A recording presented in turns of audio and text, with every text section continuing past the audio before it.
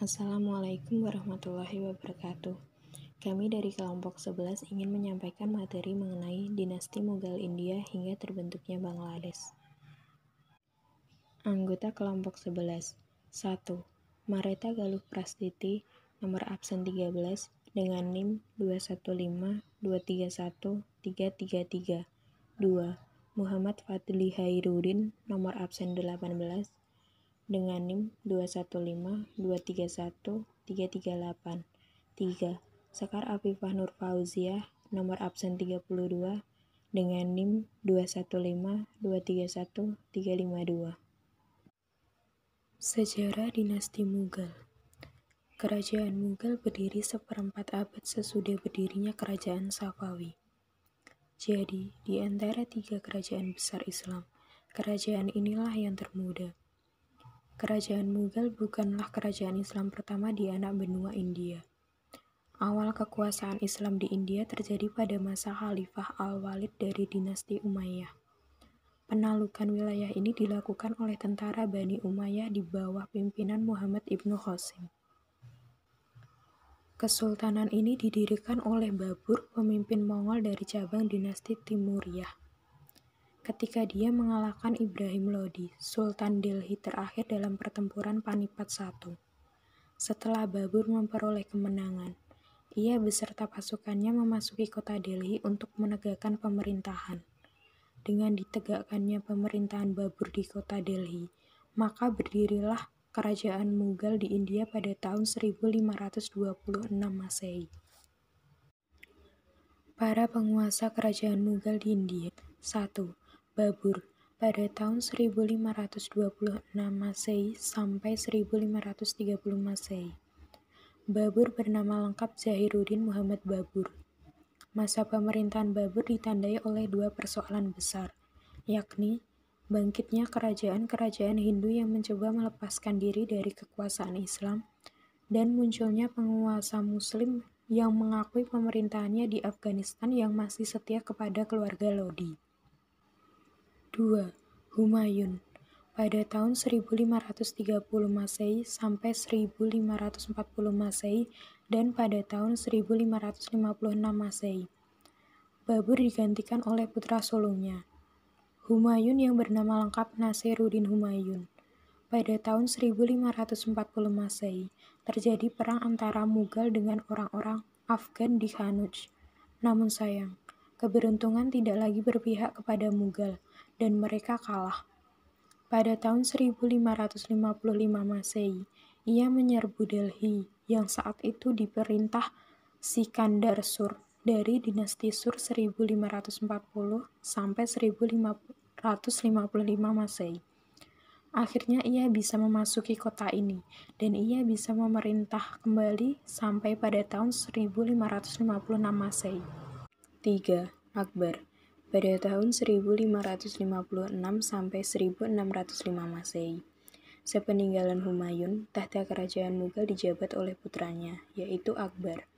Ia bergelar Sultan Abdul Fath Jalaluddin Akbar Khan. Masa pemerintahannya dikenal sebagai masa kebangkitan dan kejayaan Mughal sebagai sebuah dinasti Islam yang besar di India. Di samping itu, Akbar menerapkan politik sul-e-kul atau toleransi universal yang memandang semua rakyat sama derajatnya. Mereka tidak dibedakan sama sekali oleh ketentuan agama atau lapisan sosial. 4. Jahangir, pada tahun 1605 sampai 1627 Masehi. Setelah Akbar, yaitu anaknya Jahangir. Masa pemerintahan Jahangir kurang lebih selama 23 tahun. Ia adalah penganut al-sunnah wa al-jamaah, sehingga dinilai yang dibentuk ayahnya menjadi hilang pengaruhnya. Pada masa kepemimpinannya, Jahangir berhasil menundukkan Bengala, Mewar, dan Kangra. Usaha-usaha pengamanan wilayah serta penaklukan yang ia lakukan mempertegas kenegarawan yang diwarisi oleh ayahnya, Akbar. 5. Shah Jahan, pada tahun 1627 Masehi sampai 1658 Masehi. Shah Jahan adalah seorang yang terpelajar. Ia memiliki bakat kepemimpinan dan memiliki jiwa intelektual dan seni. Dalam masa pemerintahannya terjadi 2 kali pemberontakan, Tahun pertama masa pemerintahannya, Raja Jujhar Singh Bundela berupaya memberontak dan mengacau keamanan, namun berhasil dipadamkan. Pada akhirnya, Darshiko dibunuh oleh Aurangzeb. 6. Aurangzeb atau Alamgir I pada tahun 1658 Masehi sampai 1707 Masehi. Aurangzeb bergelar Alamgir Patsah Ghozi. Ia penguasa yang berani dan bijak, kebesarannya sejajar dengan Akbar pendahulunya. Pada tahun 1668 Masehi, menyuruh perusakan kuil-kuil Hindu yang disalahgunakan untuk kegiatan-kegiatan politik dan mensponsori pengkodifikasian hukum Islam yang dikenal dengan Fatwa 1 Alamgiri. Tindakan Aurangzeb di atas menyulut kemarahan orang-orang Hindu. Hal inilah yang akhirnya menimbulkan pemberontakan di masanya. Meskipun pemberontakan tersebut dapat dipadamkan, tetapi tidak sepenuhnya tuntas. Hal ini terbukti ketika Aurangzeb meninggal pada tahun 1707 Masehi. Banyak provinsi-provinsi yang letaknya jauh dari pusat kerajaan memisahkan diri. 7. Pemerintahan pasca Aurangzeb. Sepeninggal Aurangzeb pada tahun 1707 Masehi, Kesultanan Mughal diperintah oleh generasi-generasi yang lemah. Sampai pada tahun 1858 Masehi, Sultan-Sultan Mughal tidak mampu lagi mengendalikan wilayah yang cukup luas dan kekuatan lokal Hindu yang cukup dinamis. Di samping karena konflik di antara mereka sendiri yang berebut kekuasaan, Sultan-Sultan penerus Aurangzeb yaitu 1. Bahadur Shah yang memerintah pada tahun 1707 Masehi sampai 1712 Masehi. 2. Azimus Shah yang memerintah pada tahun 1712 Masehi sampai 1713 Masehi. 3. Farrukh Siyar yang memerintah pada tahun 1713 Masehi sampai 1719 Masehi. 4. Muhammad Shah yang memerintah pada tahun 1719 Masehi sampai 1748 Masehi. 5. Ahmad Shah yang memerintah pada tahun 1748 Masehi sampai 1754 Masehi. 6. Alamgir II yang memerintah pada tahun 1754 Masehi sampai 1759 Masehi. 7. Syah Alam yang memerintah pada tahun 1761 Masehi sampai 1806 Masehi. 8. Akbar II yang memerintah pada tahun 1806 Masehi sampai 1837 Masehi. 9. Bahadur Shah II yang memerintah pada tahun 1837 Masehi sampai 1858 Masehi. C. Ekspansi wilayah Kerajaan Mughal. Kesultanan Mughal, sebuah negara yang pada masa jayanya memerintah Afghanistan, Balochistan, dan sebagian besar anak benua India antara 1526 dan 1857.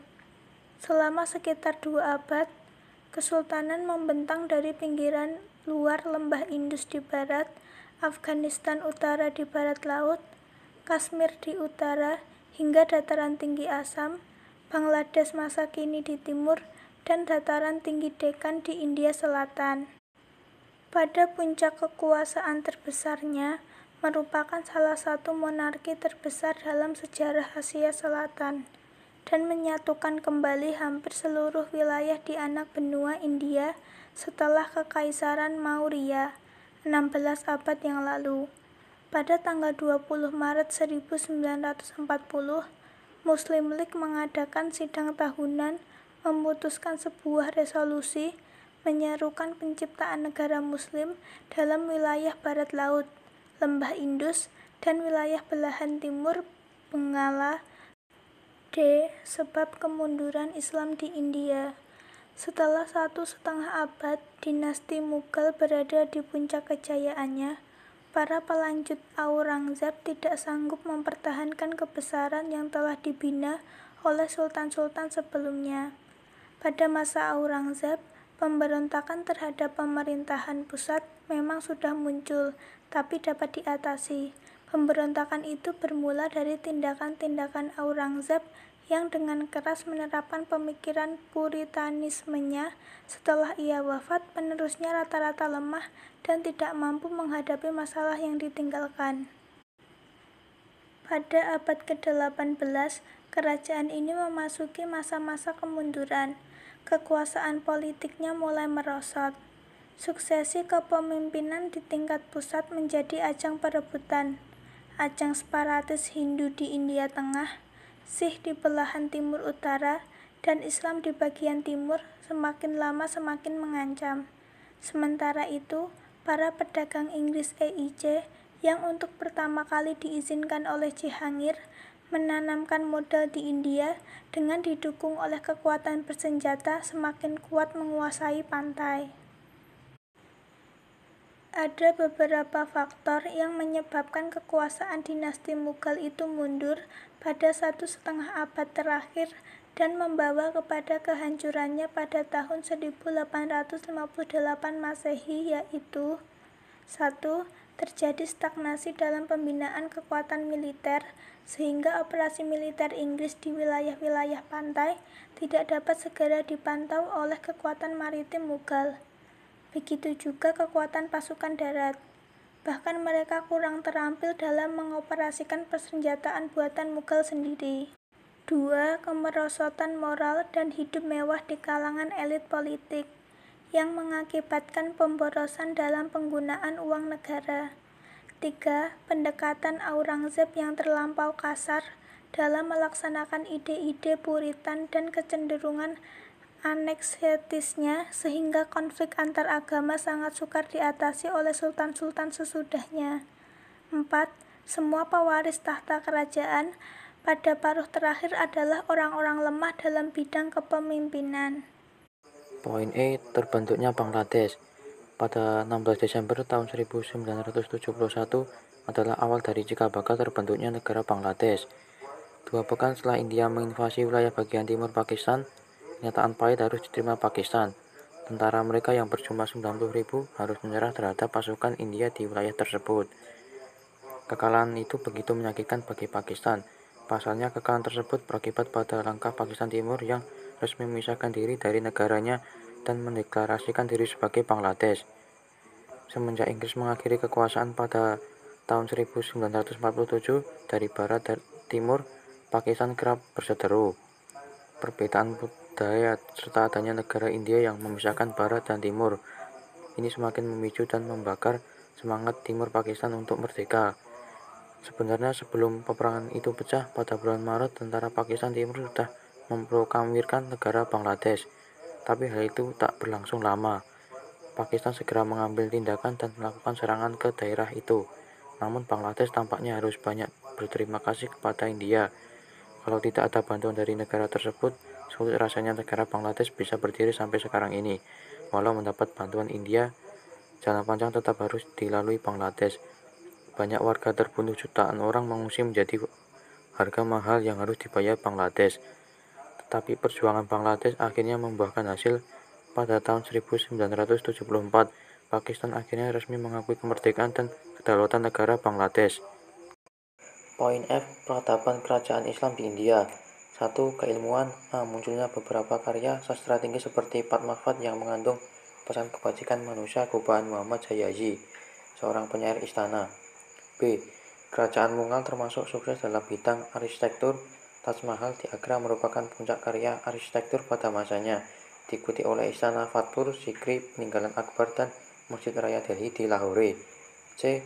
Di kota Delhi Lama atau Old Delhi, lokasi bekas pusat kerajaan Mughal, terdapat Menara Kutub Minar, Masjid Jawi Khawatul Islam, Makam Iltutmish, Benteng Alai Darwaza, Masjid Kirki, Makam Nasiruddin Humayun, Raja Mughal kedua.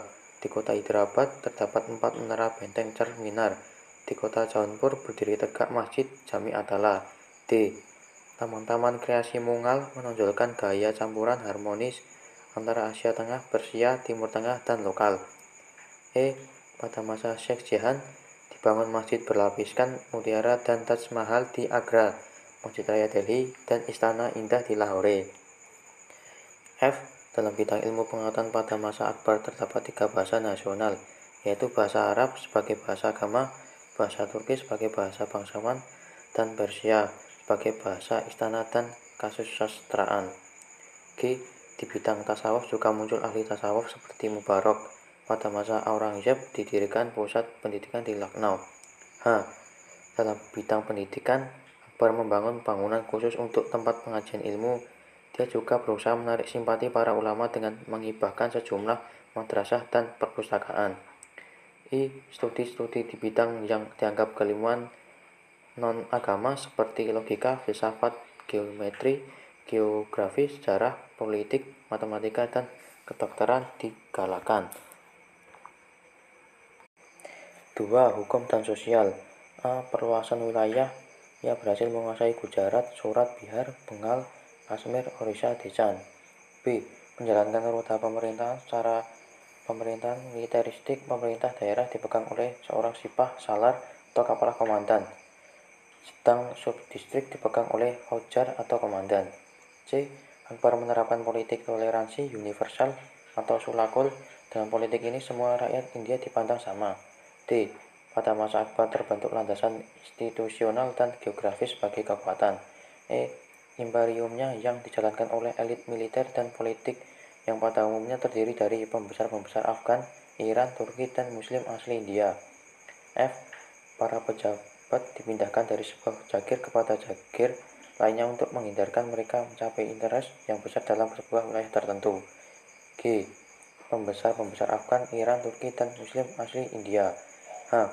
Para pejabat dipindahkan dari sebuah jagir kepada jagir hanya untuk menghindarkan mereka mencapai interest yang besar sebuah wilayah tertentu. I.